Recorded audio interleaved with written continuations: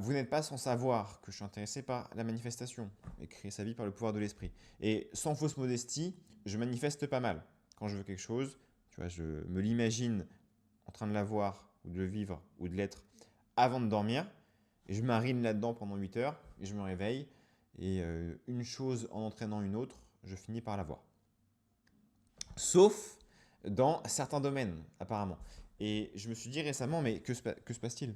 Est-ce que c'est parce que c'est trop ambitieux? Est-ce que c'est parce que je vise trop haut, trop vite? Pourquoi est-ce que mes pouvoirs ont disparu? Bon, et j'ai compris en fait. C'est parce que c'est les sujets que je prends trop au sérieux. Ou pour le dire autrement, c'est les sujets que je veux trop. Je suis trop attaché. Voilà, le mot c'est attaché. On le sait que être trop attaché à quelque chose, ça t'empêche de l'avoir. Et même sans parler de manifestation en fait, même dans la vie de tous les jours, t'es trop attaché à quelqu'un, la personne se barre.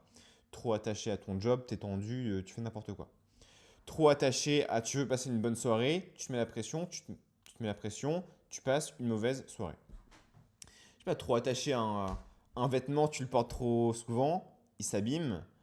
Trop attaché à ton argent, tu le vois partir dès que tu achètes une baguette. On peut faire ça à l'infini si vous voulez. Mais bon, vous avez compris l'idée. C'est on est trop attaché, donc on n'arrive pas à l'obtenir.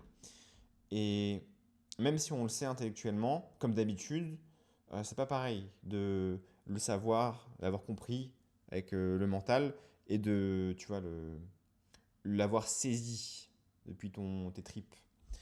Bon, et j'ai eu cette réalisation soudaine il y a quelques temps que je prenais certains sujets trop au sérieux. Je ne vais pas rentrer dans le détail parce que c'est les applications à ma vie, mais vous prenez pareil avec votre vie.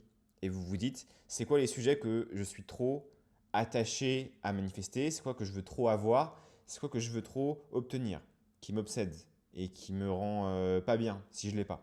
Parce que l'art du détachement, c'est l'art de vouloir quelque chose tout en étant bien sans l'avoir, tout en étant bien le temps qu'il arrive. Le mot-clé là, c'est vraiment bien.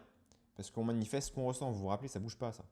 Donc si on manifeste le bien, si on se sent bien, et que j'arrive à être bien, même sans avoir l'objet de mon désir, et ben je me mets directement dans cette vibration de recevoir. Et c'est là où je reçois les cadeaux. Ok, donc voilà, j'en étais un petit peu à là. Dans mon cheminement, bon, j'ai eu quand même cette réalisation soudaine que si j'avais pas ce que je voulais dans certains aspects, c'est parce que j'étais trop sérieux.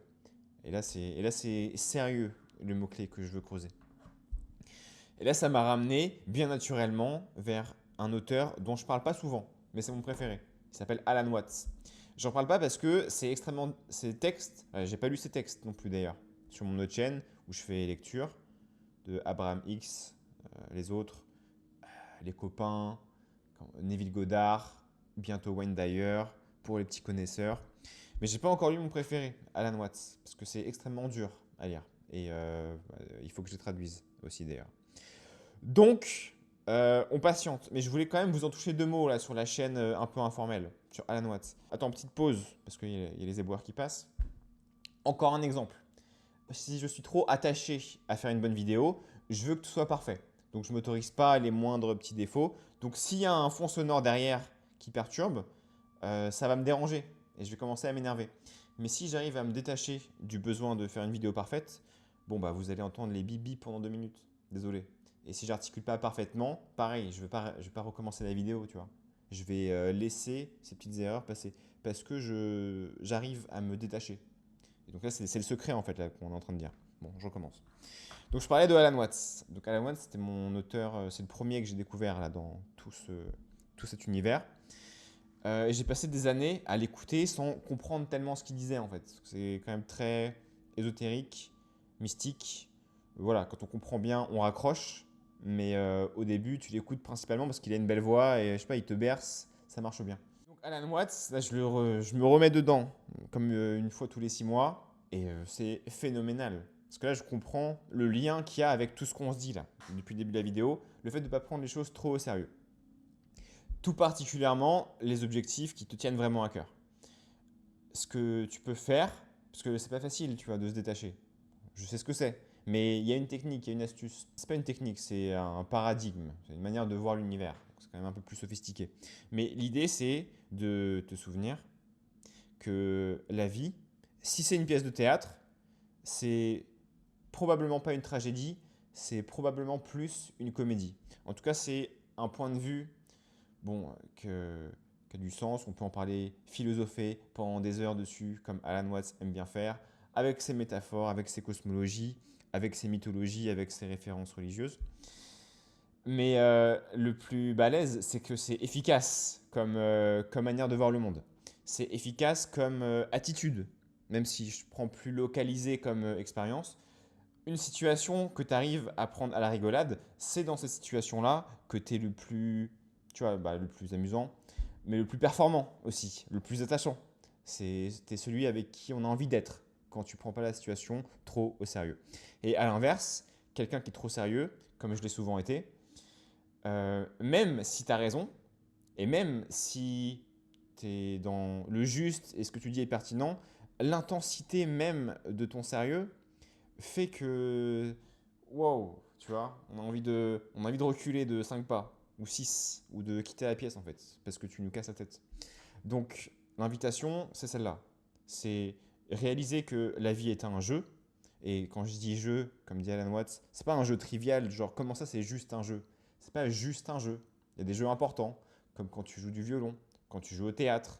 Bon bah la vie c'est pareil, c'est un jeu sérieux. C'est un jeu important, je devrais dire. Voilà, parce que je prends la vie au sérieux et je veux faire quelque chose de cette vie. Je veux aider les autres à faire quelque chose de leur vie. Donc c'est important, disons. Voilà, on va dire que l'amour qu'on se porte les uns pour les autres, c'est important. Mais c'est pas sérieux. Comme dit Alan Watts souvent, si je dis je t'aime à quelqu'un et que la personne me dit t'es sérieux, je vais lui répondre non, mais je suis sincère. Donc voilà, c'est un petit peu l'idée.